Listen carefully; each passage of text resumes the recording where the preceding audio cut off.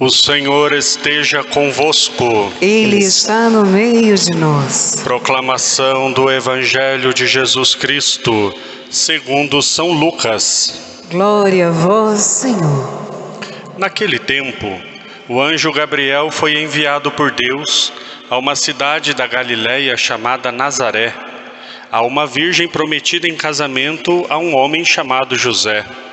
Ele era descendente de Davi, e o nome da virgem era Maria. O anjo entrou onde ela estava e disse: Alegra-te, cheia de graça, o Senhor está contigo.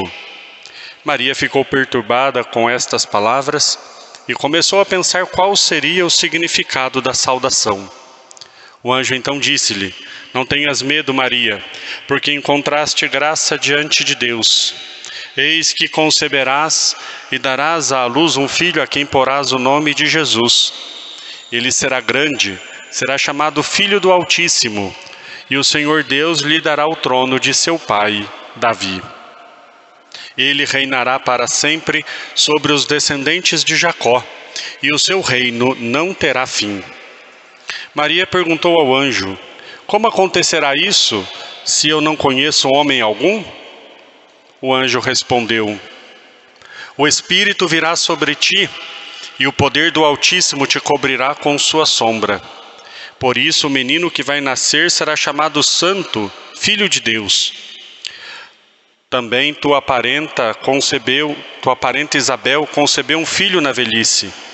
Este já é o 6º mês daquela que era considerada estéril, porque para Deus nada é impossível. Maria então disse: Eis aqui a serva do Senhor, faça-se em mim segundo a tua palavra. E o anjo retirou-se.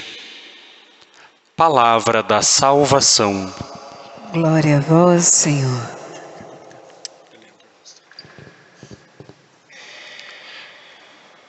Ó Maria concebida sem pecado, rogai por nós que recorremos a vós. Em nome do Pai, do Filho e do Espírito Santo. Amém. Amém.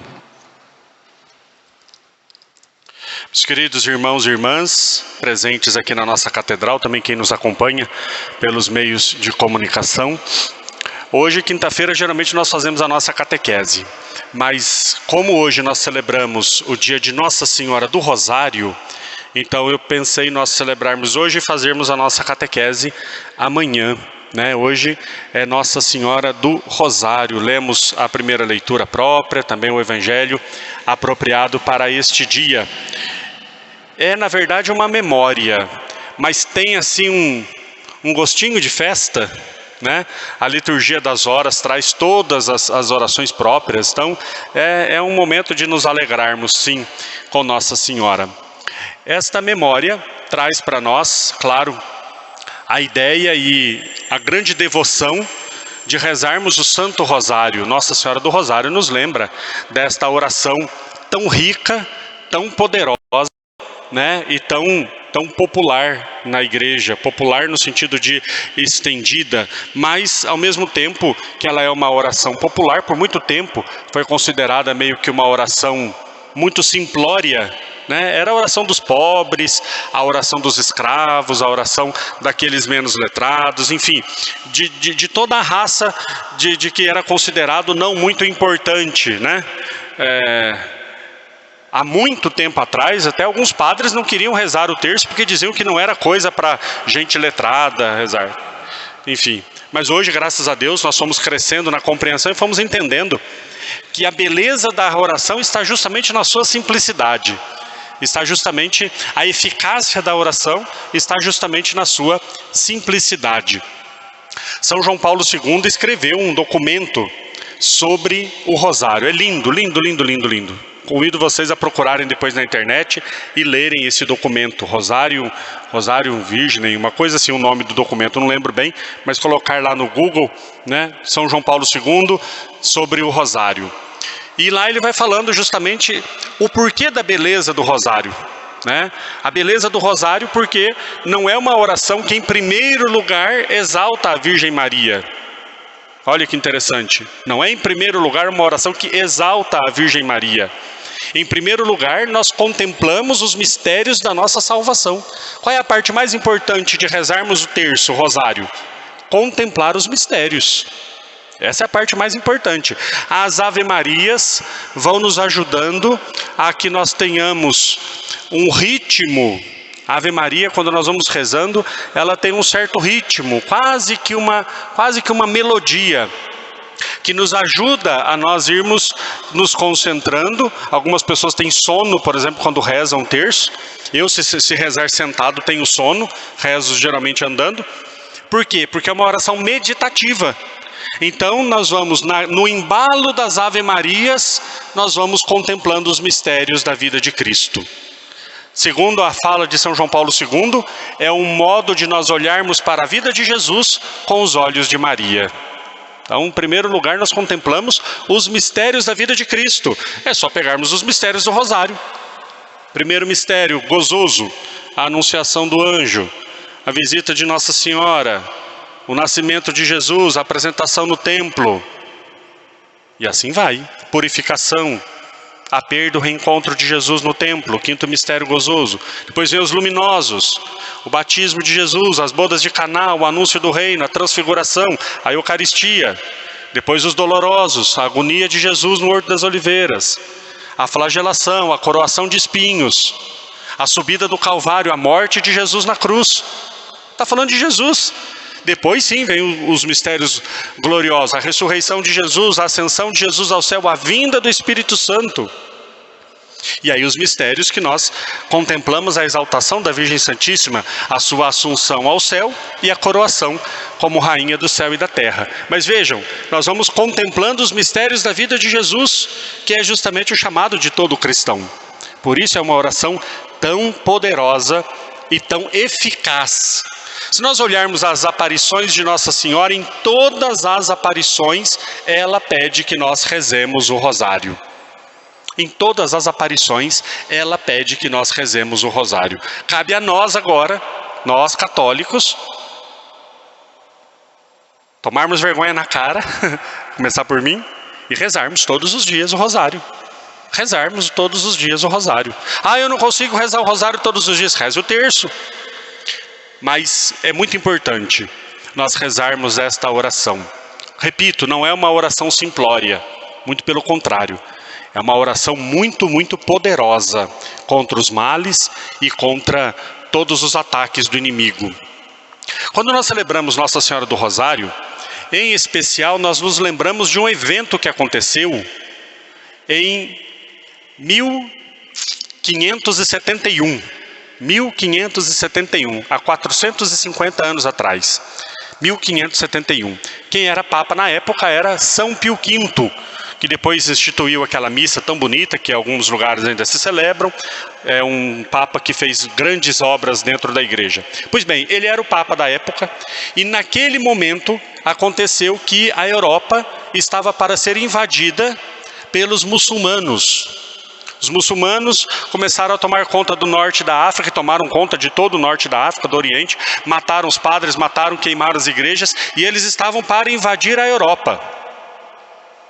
E o Papa, com alguns reis católicos da época, alguns príncipes católicos, formaram então um exército para combater e não permitir que os muçulmanos invadissem a Europa, e eles devastariam a igreja, matariam todos e se instalariam à força. Pois bem, os reis católicos tinham mais ou menos 1/10 da força bélica dos muçulmanos. 1/10. Eles eram muito menor o exército, muito menos armas, muito menos navios, e então o Papa instituiu que em cada navio da cruzada católica, em cada navio tivessem sacerdotes atendendo às confissões. Eles ficaram 5 dias dentro do navio, rezando o rosário, jejuando e se confessando. 5 dias, os soldados católicos ficaram dentro do navio, jejuando, rezando o rosário e se confessando. Quando terminou esses 5 dias de preparação espiritual, foram para a batalha. Quando começaram a guerra, que nunca é boa, óbvio. Começaram a guerra, começaram o combate. Eles estavam numa grande desvantagem, e todos os cristãos rezando por eles, inclusive o Papa. Quando deu 6 horas da tarde, quando chegou a hora da Virgem Santíssima, o exército inimigo eles perceberam que o exército começou a atacar entre eles mesmos. Começou a se atacarem entre eles e de repente, apavorados, fugiram e foram embora. E aí então, os católicos conseguiram uma milagrosa vitória na batalha conhecida como Batalha de Lepanto. Alguns muçulmanos foram capturados e depois foram questionados, interrogados, perguntando: por que vocês começaram a se atacar daquele jeito? O que aconteceu? E eles disseram: a figura de uma mulher apareceu no céu e para nós tinha um aspecto terrível. Terrível no sentido de forte, de grande, de majestosa. E nos apavorou muito e nós ficamos perdidos e por isso fugimos, porque percebemos que tinha uma intervenção divina batalhando contra nós. Nossa Senhora do Rosário. E isso muito longe de Roma. E o Papa estava numa reunião, de repente ele levantou-se da reunião, foi até a janela, ficou um tempo contemplando, voltou e disse: alcançamos a vitória contra os muçulmanos, rezemos em ação de graças. A notícia da vitória chegou 15 dias depois para o Papa, mas ele já sabia, já estava rezando missas e rezando o rosário em ação de graças pela vitória, porque a Virgem Santíssima já o tinha avisado e dado a notícia de que tinham sido vitoriosos na guerra com a ajuda de Deus e da Virgem Santíssima. O que nós aprendemos com isso? Tem batalhas na sua vida? Tem guerra sendo travada? Jejum, confissão e oração. Não tem outro jeito. Um dia Jesus desceu do monte, estava uma confusão danada lá, o povo gritando, brigando, discutindo. O que está acontecendo? Falaram: os seus discípulos não conseguiram expulsar o demônio aqui desse rapaz. Aí Jesus expulsou, depois perguntaram: Jesus, por que nós não conseguimos? Porque alguns demônios só são expulsos à força de jejum e oração. Alguns males da nossa vida só são vencidos à força de jejum e de oração. Quando nós buscarmos todas as respostas humanas para os nossos problemas, quando nós buscarmos todos os tipos de tentativas humanas para solucionar os nossos problemas e falharmos miseravelmente, jejum, oração e confissão. Não tem arma maior. E da oração, claro, o rosário como uma grande arma. São Pio de Pietrelcina chamava o terço dele de arma. Um dia estava no quarto, já mais idoso, e disse para o frei que estava com ele: onde está minha arma? O frei: como assim? Minha arma, eu preciso da arma. Falei: como assim, Frei Pio? O senhor tem arma? Tenho. Aí mexeu em algumas coisas, puxou o terço. Pronto, encontrei. Aí o frei: ufa, que susto. A minha arma é o terço, né? Então que nós tenhamos também essa arma contra os males. Nossa Senhora disse, e de fato aconteceu, que o comunismo na Europa foi vencido pela força da oração do rosário. Nunca deixemos de rezar por todas as nossas intenções. Louvado seja nosso Senhor Jesus Cristo.